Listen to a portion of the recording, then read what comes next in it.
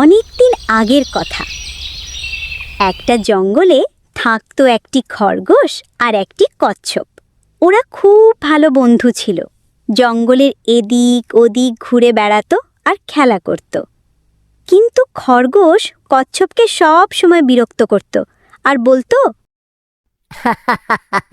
কচ্ছপ, তুমি কত কালো, তুমি কত আস্তে আস্তে যাও, তোমার পিঠের উপরে কত মাংস, কি করে জানি না হাঁটা চলা করো। এ কথা শুনে কচ্ছপ খরগোশকে বলল, ও খরগোশ, তুমি কি জানো তোমার কান কত লম্বা? ওই কানগুলো তো একদম আকাশ ছুঁয়ে যাচ্ছে। আর তুমি সবকিছুতেই কত ভয় পাও, গাছের পাতা নড়লেও তো ভয় পাও। এইভাবে দুজনেই দুজনকে বিরক্ত করত আর দুজনেই মজা করে বেড়াত।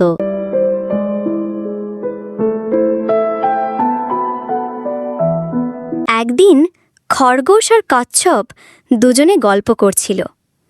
গল্প করতে করতে খরগোশ কচ্ছপকে বলল, বন্ধু, তুমি তো প্রায়ই আমার সাথে ঠাট্টা করো, চলো আমরা দুজনে প্রতিযোগিতা করি। প্রতিযোগিতা? তোমার সাথে আমি কি প্রতিযোগিতা করব? চলো আমরা দৌড়ের প্রতিযোগিতা করি। না না, এ কি করে হয়?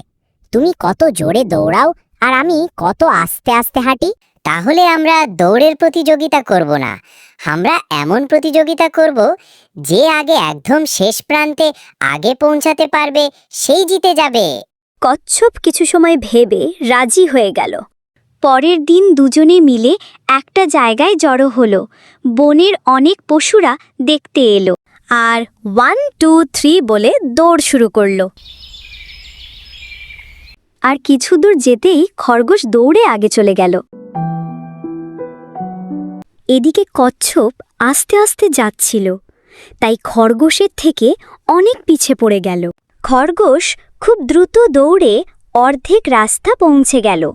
তাই খরগোশ ভাবল, আমি তো অর্ধেক রাস্তা চলেই এসেছে, কচ্ছপ তো এখনো অনেক দূরে, শরীরটাও ক্লান্ত লাগছে।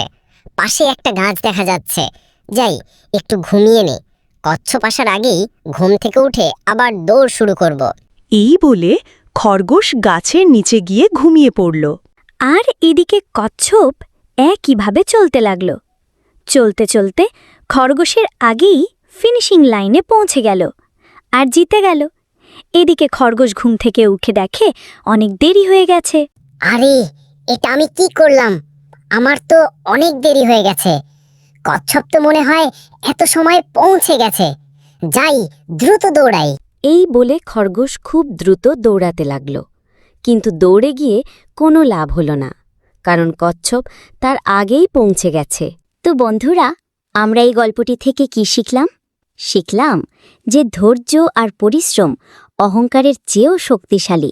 ধীরে সুস্থে কাজ করলে জেতা যায়, আর গর্ব করলে হারতে হয়।